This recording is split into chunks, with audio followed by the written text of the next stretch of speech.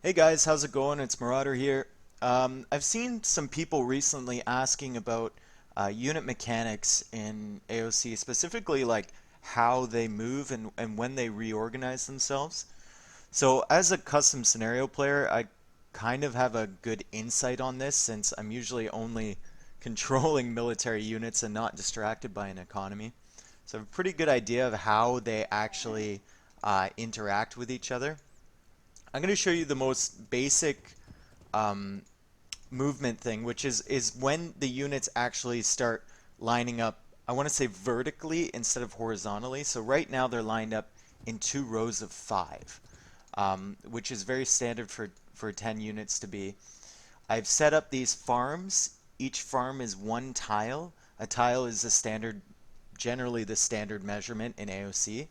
The outpost takes up a tile as well. I've got an outpost at tile 5, I've got one at tile 10, and I've got one at tile 15.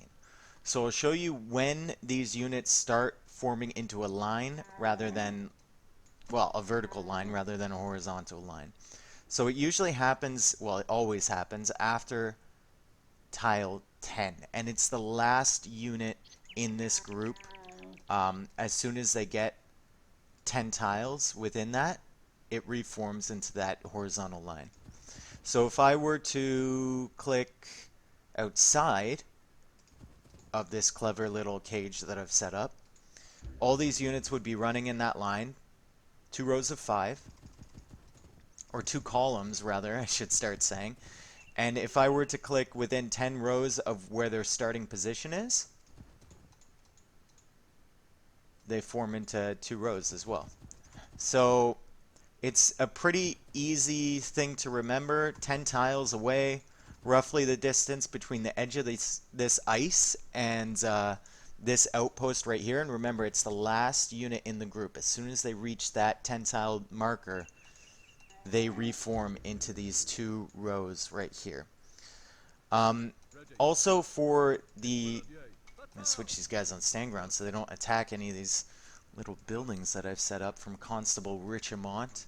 Um, the basic grouping for AOC, and this is on the vanilla version, it's a bit different for HD, which I'll explain in a second.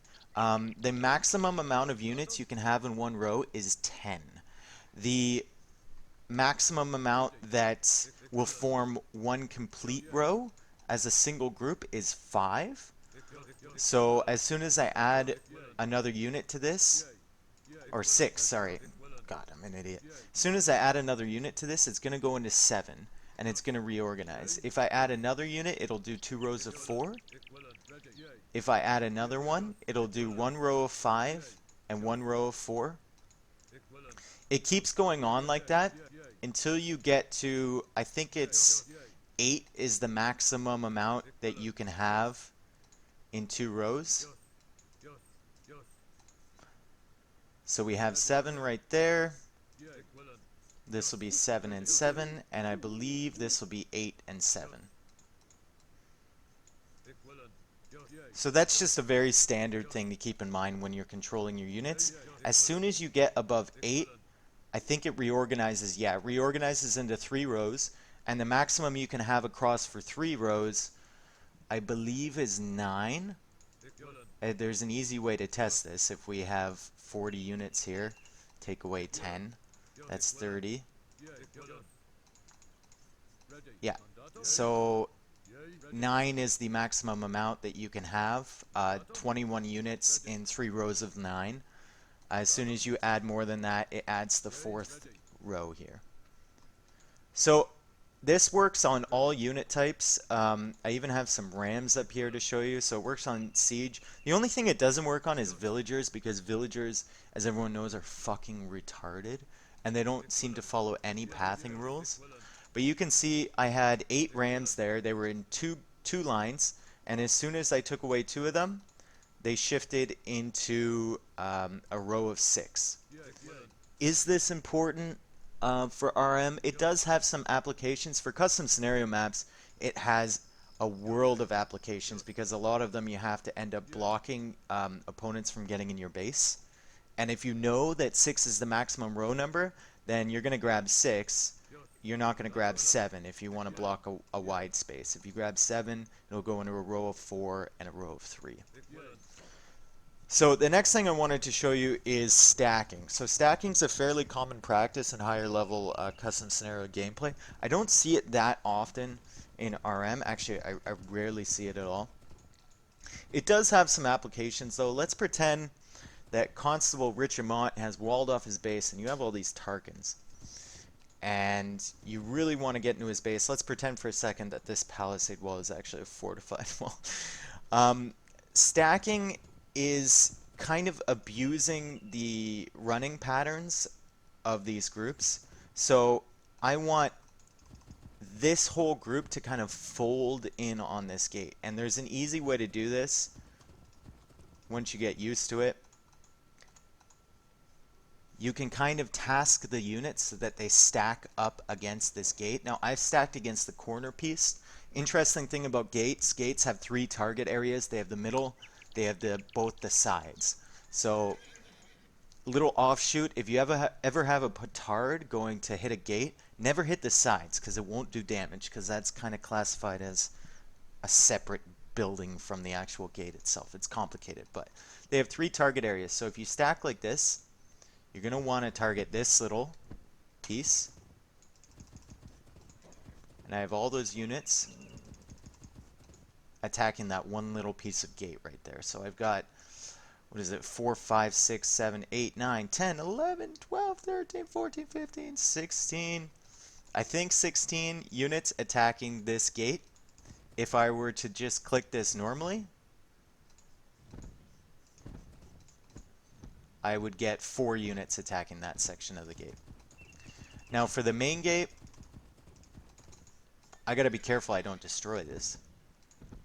I have, how many? I think I have,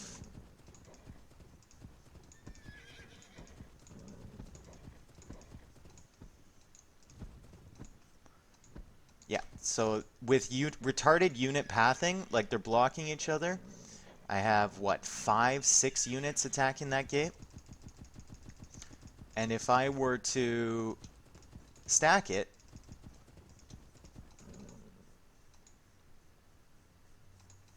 I'm going to have all of those, plus the other ones I click.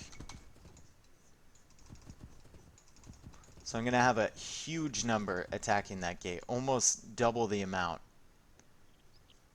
You can see how many. It's like 20 units that are attacking that gate. This can also be done on buildings. So if I'm going to do it to this house, I might actually one-shot, oh, I'm going to 3-shot that house. I could do it to like barracks.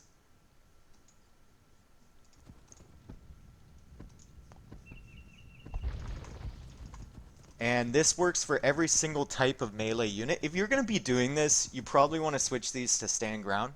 Because if you put them on aggressive, and then you like try and stack a wall or something, they're just going to all run around. They're going to attack that barracks instead of the wall that you wanted to stack. And then you can just switch them back into aggressive afterwards. So it works even better. Works really good with Tarkans, with any sort of unit that does high output of damage, man-at-arms, longswords,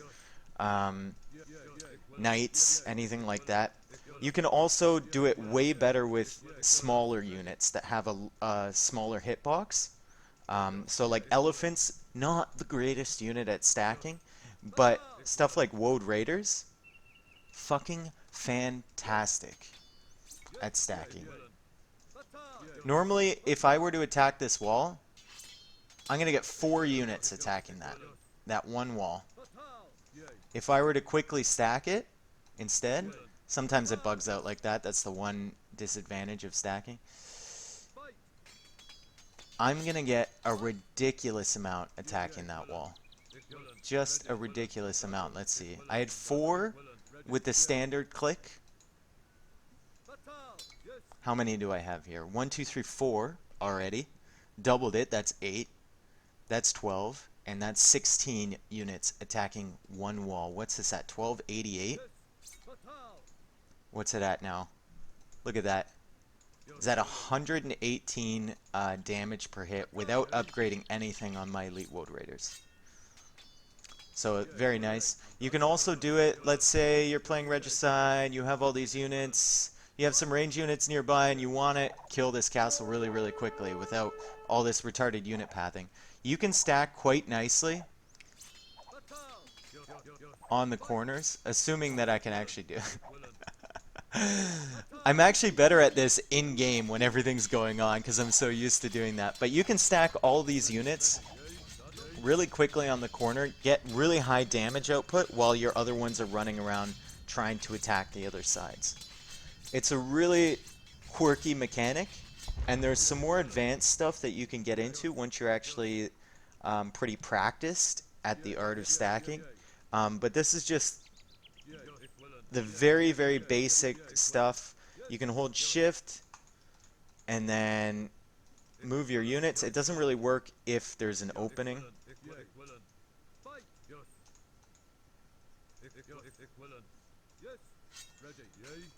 Or sometimes you can just click.